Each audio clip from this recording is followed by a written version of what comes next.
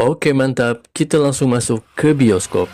Musim semi tahun 1940, Eropa telah dilanda badai Perang Dunia Kedua. Dan di pantai utara Prancis, sebuah bencana kemanusiaan terjadi. Lebih dari 400.000 tentara dari pasukan Inggris dan Prancis terkepung dan terjebak di kota pelabuhan kecil bernama Dunkirk. Pengepungan ini hampir sempurna. Dari belakang, pasukan Jerman yang tak kenal ampun terus memburu, menutup semua rute darat. Para prajurit ini hanya memiliki satu arah untuk ditatap, laut yang luas, sumber satu-satunya hadapan yang tipis, yaitu sebuah keajaiban penyelamatan.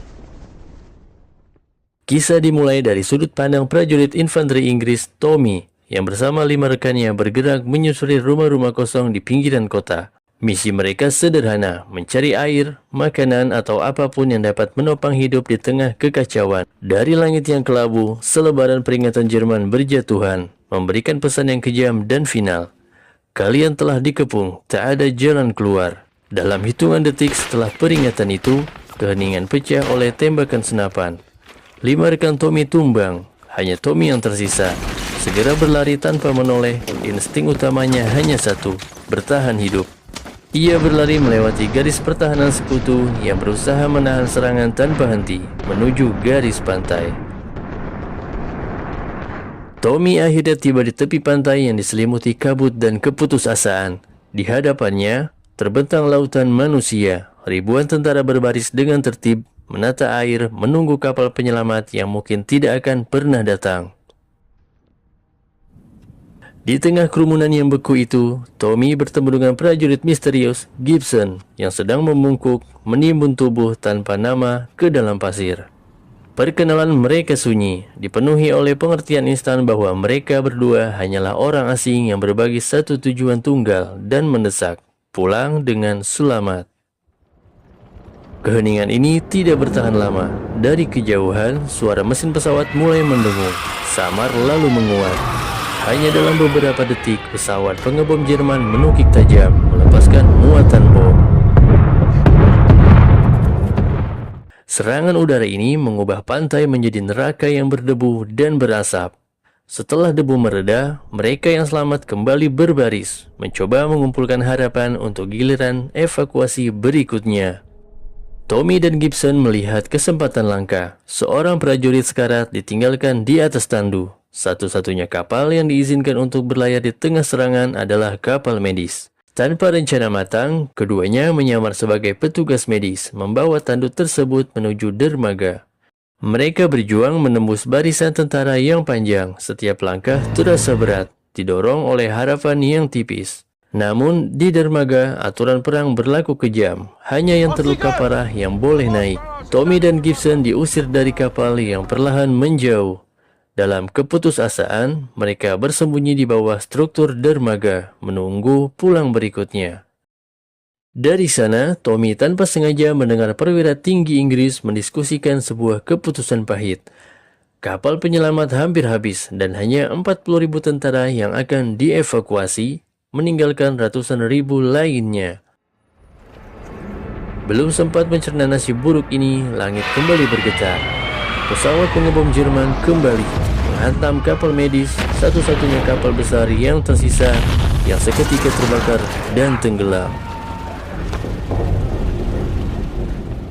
Di tengah kekacauan kapal yang tenggelam, Tommy menolong seorang prajurit dari resimen Highlanders, Alex. Dari dermaga, Laksamana Bolton hanya bisa menyaksikan kapal harapan terakhir lenyap di bawah ombak.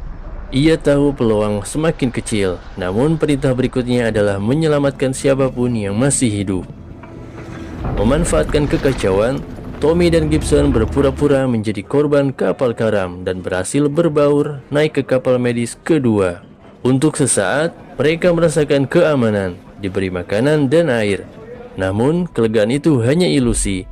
Gibson terlihat gelisah, seolah tahu bahaya akan datang. Dengar saja, torpedo dari kapal selam Jerman menghantam lambung kapal. Semua berubah menjadi kekacauan.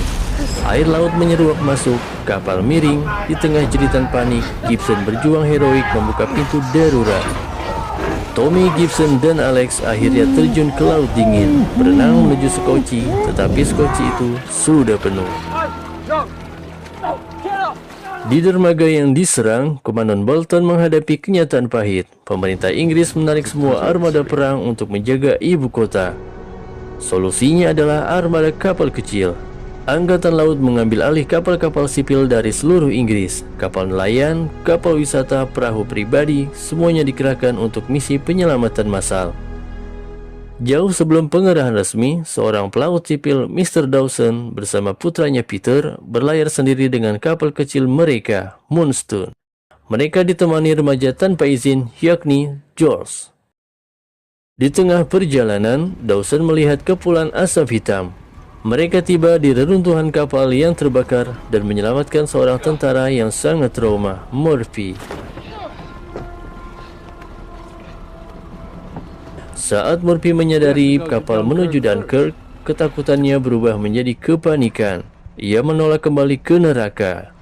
Pertengkaran meletus. George terjatuh dan kepalanya terbentur keras. Ia menjadi buta. Luka parah, tetapi Moonstone terus melaju. Didorong oleh tekad Dawson untuk menyelamatkan nyawa di depan. Sementara itu, di langit di atas mereka 3 pesawat tempur Spitfire dipiloti oleh Ferrier, Collins, dan pemimpin skuadron Fortis berjuang melindungi jalur evakuasi. Setelah 2 pesawat Jerman menyerang dan Ferrier berhasil menembak jatuh salah satunya, komunikasi dengan Fortis tiba-tiba terputus. Tanpa waktu untuk berduka, Ferrier dan Collins mengambil alih komando. Mereka segera mendeteksi pergerakan 3 pesawat pengebom Jerman yang meluncur menuju armada sekutu. Pertempuran udara kembali pecah tepat di atas perairan tempat Moonstone berlayar. Salah satu pesawat Jerman jatuh, tetapi Collins terkena tembakan balasan. Mesinnya rusak, ia terpaksa melakukan pendaratan darurat di laut. Moonstone segera memutar haluan untuk menyelamatkan Collins. Ferrier kini sendirian dan dengan bahan bakar yang menipis, melanjutkan misi mengejar sisa pesawat musuh yang menuju pantai. Setelah segala upaya, Tommy, Gibson, dan Alex akhirnya kembali ke pantai semula. Di antara keputusasaan, mereka bergabung dengan rombongan lain dan menaiki sebuah kapal yang kandas, bersembunyi di dalamnya sambil menunggu air pasang.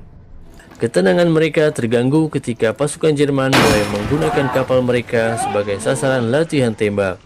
Peluru menghantam dinding kapal dan air mulai masuk. Dalam kepanikan, ketakutan berubah menjadi egoisme. Alex secara tajam menuju Gibson sebagai mata-mata Jerman, hanya karena ia selalu diam dan tidak berbicara bahasa Inggris. Tommy membela Gibson, mengingatkan jasa-jasanya. Dalam momen genting itu, Gibson akhirnya berbicara. Ia bukan mata-mata, melainkan prajurit Prancis yang mengambil seragam tentara Inggris untuk mendapatkan kesempatan evakuasi. Pengakuan itu tidak cukup. Di tengah perang, rasa curiga mengalahkan kebenaran. Dari kejauhan, Komandan Bolton menyaksikan kapal tempat Tommy bersembunyi ditembaki. Namun, di saat yang bersamaan, ia melihat titik-titik kecil muncul di cakrawala. Ratusan kapal kecil armada sipil datang. Nelayan, pelaut, dan warga biasa dari Inggris Raya datang sebagai penyelamat. Kapal yang ditumpangi Tommy akhirnya mengapung, tetapi kebocoran air terlalu besar. Dalam hitungan menit, kapal mulai tenggelam. Dalam kekacauan, Gibson terjerat rantai kapal dan tewas, ditelan oleh lautan. Tommy dan Alex berenang menuju kapal perang Inggris, tetapi bahkan di sana keselamatan hanyalah ilusi. Pesawat pengebom Jerman kembali menyerang. Tak jauh di sana, Moonstone tiba. Ledakan besar mengguncang air, menumpahkan bahan bakar yang terbakar.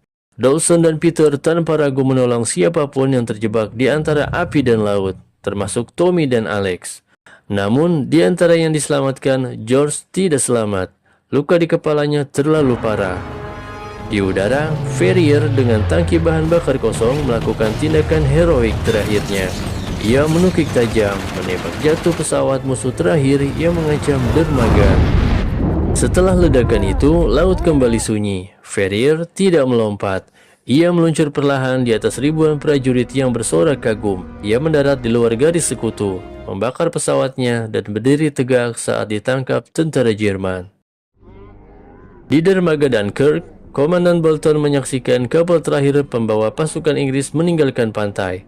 Hampir 300.000 prajurit berhasil dievakuasi, 10 kali lipat dari yang diharapkan. Bolton menolak meninggalkan posnya, memastikan semua tentara Prancis juga bisa diselamatkan.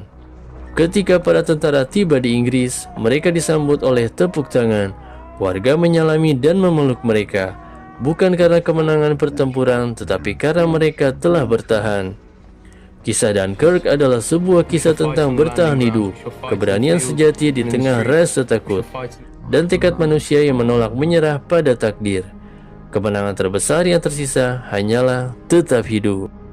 Jangan lupa like, komen, dan subscribe serta di-share kepada tetangga terdekat. Terima kasih sudah menonton dan sampai jumpa di video selanjutnya.